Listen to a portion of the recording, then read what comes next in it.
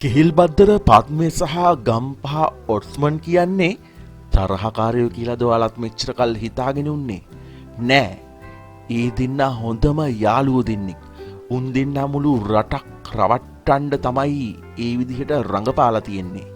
දැන් අපි කියන්න යන්නේ අන්න ඒ කතාව ගැනයි.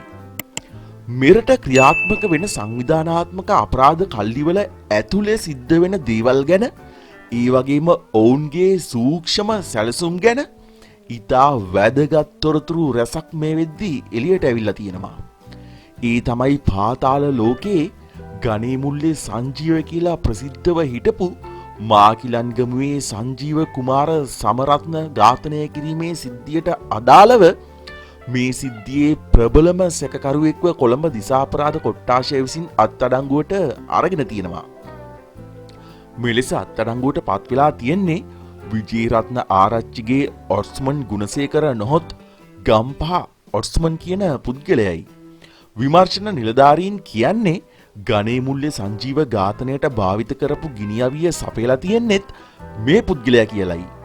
ඒ වගේම මේ අත්අඩංගුවට ගැනීමත් එක්ක පාතාල කල්ලි සමාජිකයන් නීතියෙන් බේරෙන්න ආරක්ෂක අංශ නොමග යවන්න භාවිතා කරපු ඉතා සංකීර්ණ සහ රහසිගත උපාය මාර්ග ගණනාවක්ද මේ වෙද්දී හෙළිවෙමින් පවතිනවා. මේ අපරාධ ජාලයේ සැඟවුණු සත්‍ය එළියට එන්න පටන් ගත්තේ ගණේ මුල්ලේ සංජීව ඝාතනයේ ප්‍රධාන සැකකරු ලෙස සැලකෙන කෙහෙල්බද්දර පද්මේ සහ ගම්පහ ඔස්මන් අතර තිබුණු ඇත්ත සම්බන්ධය හෙළිවීමත් එක්කයි. වසර ගණනාවක් තිස්සේ පොලිසිය වගේම සාමාන්‍ය ජනතාවත් විශ්වාස කරලා තිබුණේ මේ දෙන්න අතර දැඩි විරසකයක් සහ ජීවිත තර්ජනයක් තිබුණ කියලා. කෙහෙල්බද්දර පද්මේ විසින් ගම්පහ ඔස්මන්ට ප්‍රසිද්ධියේ මරණ තර්ජන එල්ල කරලා තියෙනවා කියලා. ඒ වගේම පද්මගේ ගෝලයන් ඔස්මන්ව මරන්න අවස්ථා කිහිපයකදී සූදානම් වුණා කියලා සමාජය තුළ මතයක් පවා නිර්මාණය වෙලා තිබුණා. ඉවෙනි සැලසුම් ක්‍රියාත්මක කරන්න ගිය වෙලාවල් වලදී පද්මගේ ගෝලයන් පොලිස් අත්අඩංගුවට පත්වුණු සිද්ධිත් වාර්තා වෙලා තිබුණා. හැබැයි කොළඹ දිසාපරාධ කොට්ටාශය විසින් ගම්පහ ඔස්මන්ගෙන් කරපු දීර්ඝ ප්‍රශ්න කිරීම් වලදී හෙළි වෙලා තියෙනවා මේ හැම දෙයක්ම හුදෙක් ආරක්ෂක අංශ සහ ප්‍රතිවිරුද්ධ පාතාල කල්ලි නොමග යවන්න ඉතා සූක්ෂමව සැලසුම් කරපු නාට්‍යයක් විතරයි කියලා. ඒ කියන්නේ කෙහෙල්බද්දර පද්මගෙන් ඔස්මන්ට කිසිම සැබෑ මරණ තර්ජනයක් තිබිලා නැහැ කියන එක මේ වෙද්දී පොලිස් විමර්ශන හරහා තහවුරු වෙලා තියෙනවා. මේ ව්‍යාජ සතුරුකමේ ඇත්ත අරමුණ වෙලා තියෙන්නේ කෙහෙල්බද්දර පද්මගේ නීති විරෝධී වත්කම් සහ කාලු සල්ලි සුදු කිරීමේ ජාලය කිසිම බාධාවක් නැතුව මෙරට තුල පවත්වාගෙන යාමයි. විමර්ශනවලදී හෙළිවෙලා තියෙන විදිහට විදේශගතව ඉන්න කෙහෙල්බද්දර පද්මගේ දේශීය ව්‍යාපාරික කළමනාකරු විදිහට සම්පූර්ණයෙන්ම කටයුතු කරලා තියෙන්නේ ගම්පහ ඔස්මන් කියන මේ පුද්ගලයයි. නීති විරෝධී මාර්ගවලින් උපයා ගන්නා අතිවිශාල මුදල් ප්‍රමාණයක් නීත්‍යානුකූල ව්‍යාපාර හරහා ආයෝජනය කරලා ඒ මුදල් විශුද්ධිකරණය කිරීමේ සම්පූර්ණ මෙහෙයුම ශ්‍රී ලංකාව තුළ ඉතා රහසිගතව මෙහෙवला තියෙන්නෙත් ඔහු කියලයි පොලිසිය කියන්නේ. ගණේ මුල්ලේ සංජීව ඝාතනය සම්බන්ධයෙන් මීට කලින් CID එක විසින් කෙහෙල්බද්දර පද්මගෙන් දීර්ඝ ප්‍රශ්න කිරීම් කළත් මේ කළු සල්ලි ජාලය ගැන හෝ ගම්පහ ඔස්මන්ගේ සැබෑ භූමිකාව ගැන කිසිම තොරතුරක් හෙළි කරගන්න විමර්ශකයන්ට හැකි වෙලා තිබුණේ නැහැ. මේ අතිශය රහසිගත අපරාධ ජාලයේ තොරතුරු එළියට එන ප්‍රධාන හැරවුම් ලක්ෂයක් වෙලා තියෙන්නේ ජාත්‍යන්තර පොලිසියේ රතු නිවේදන නිකුත් කරලා තිබුණු ලියනිගේ මනෝජ් සුරංක නොහොත් බඩුවත්තේ චාමර අත්අඩංගුවට ගැනීමෙනුයි.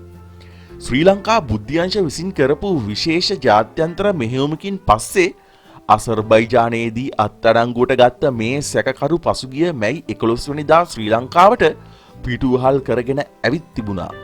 කොළඹ අපරාධ කොට්ටාශයේ ප්‍රධාන පොලිස් පරීක්ෂක කපිල කාර්යවසම් මහතා විසින් ගුවන්තොටුපොළේදී බාරගත් මේ සැකකරු දින 90ක රැඳුම් නියෝග යටතේ දීර්ඝ ලෙස ප්‍රශ්න කරලා තියෙනවා. එහිදී තමයි ගණේ මුල්ල සංජීව ඝාතනය ගම්පහ ඔට්ස්මන් විසින් ගිනි අවියක් සපයපු බවට වන තීරණාත්මක තොරතුරු ඇතුළු කිහෙල් බද්දර පද්මගේ ව්‍යාපාරික ජාලය ගැනත් වැදගත් තොරතුරු හෙළි වෙලා තියෙන්නේ. ඊට පස්සේ බටුවත්තේ චාමරගෙන් ලැබුණු තොරතුරු මත පොලිසිය තවත් සැකකරුවෙක් වන රාජා නැමැත්තාත් අත්අඩංගුවට ගෙන තිබුණා. ඔහු ගණේමුල්ල සංජීවට වෙඩි තැබීම සඳහා ආධාර අනුබල දීමේ චෝදනාවට අදාළවයි අත්අඩංගුවට ගෙන තිබුණේ. මෙම සැකකරුවන්ගෙන් ලැබුණු තොරතුරු සහ සාක්ෂි ඔස්සේ තවදුරටත් විමර්ශනය කරපු කොළඹ දිසා අපරාධ කොට්ටාශය විදේශගත සංවිධානාත්මක අපරාධකරුවන් සමග එක්ව මනුෂ්‍ය ඝාතනයක් සැලසුම් කිරීම ඒ සඳහා කුමන්ත්‍රණය කිරීම සහ ගිනි අවිය ලබා දීම කියන චෝදනා යටතේ මැයි 13 වෙනිදා ගම්පහ ශ්‍රී බෝධි පාරේ තිබුණු නිවසකදී ඔට්ස්මන් ගුණසේකරව අත්අඩංගුවට ගෙන තිබුණා. ඔහුව අත්අඩංගුවට ගන්නා වේලාවේදී තුර්කියේ නිෂ්පාදිත රිපීටර් වර්ගයේ ගිනි අවියක් පතරොම් ගැබ් 2ක් සහ ජීව පතරොම් 10ක්ද පොලිස් භාරයට ගෙන තිබෙනවා.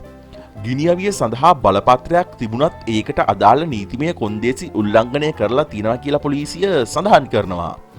ඔට්ස්මන් අත්අඩංගුවට ගත්තට පස්සේ ඔහු පදිංචිව හිටපු ගම්පහ ශ්‍රී බෝධි පාරේ නිවස සහ සුවිසල් වත්ත පෑ 4:00කට ආසන්න කාලයක් දැඩි සෝදිසියකට ලක් කර තිබුණා. ඒ සඳහා පොලිස් විශේෂ කාර්ය බලකාය පුපුරණ ද්‍රව්‍ය හඳුනා ගැනීමේ නිල සුලකයන් සහ නවීන ස්කෑන් යන්ත්‍ර පවා යොදාගෙන තිබුණා. මෙම සෝදිසියේදී අමතර ගිනි අවි හෝ පුපුරණ ද්‍රව්‍ය හමු නොවුනත් නිවසේ රහසිගත කාමරයක සඟවා තිබුණු ආදි බලති 255cc යතුරු පැදියක් පොලිස් භාරයට ගෙන තිබෙනවා.